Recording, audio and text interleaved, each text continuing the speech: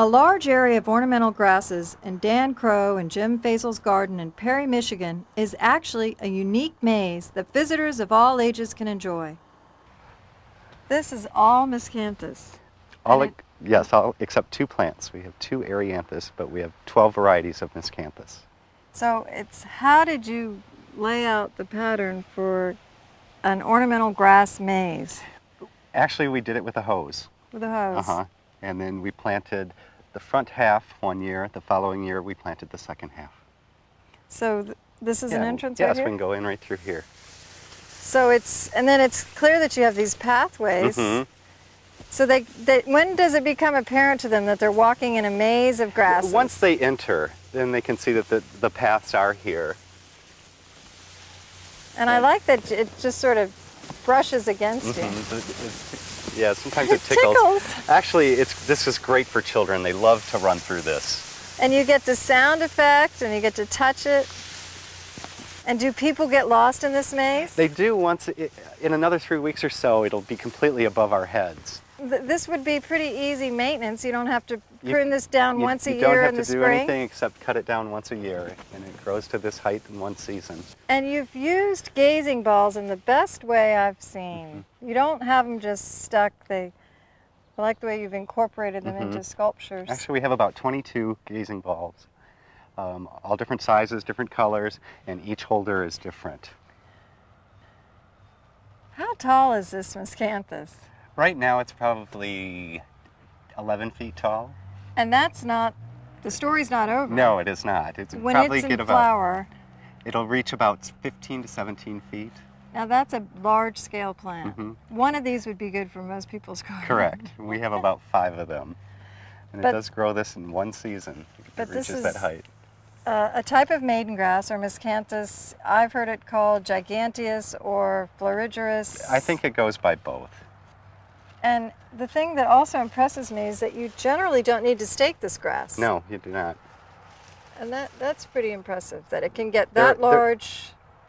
Right. There are a couple of the miscanthuses that you do have to stake. They're floppers, but most of them are not.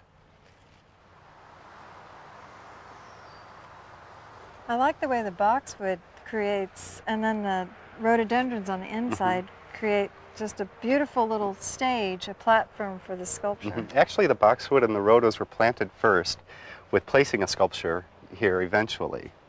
So in your mind, you designed this part of the garden, the rhododendrons and the boxwood, thinking someday I'm going to have the perfect sculpture to go there. Right, and here it is.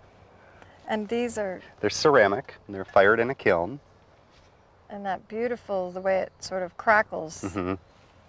So I bet it looks dramatically different every season. Right now it's summertime and it's nice and cool and green, but in spring this is all in bloom. Beautiful. Dan, we're in all this shade, the shade of the pines. I call this high shade, but you've got all this color. Not only foliage, but lots of flowers.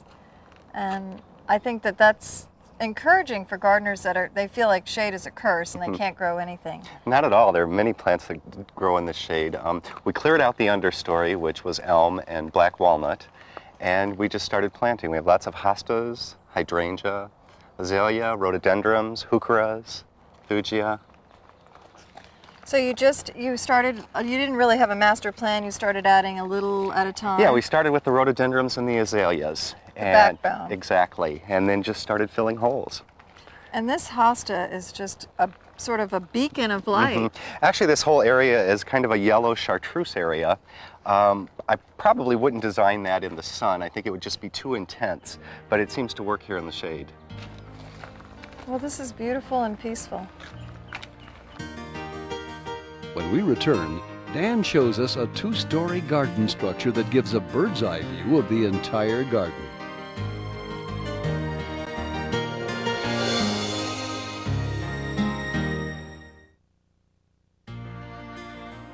For questions or comments, please write to A Gardener's Diary, care of HGTV, Box 50970, Knoxville, Tennessee, 37950. Be sure to include the episode number and your daytime telephone number.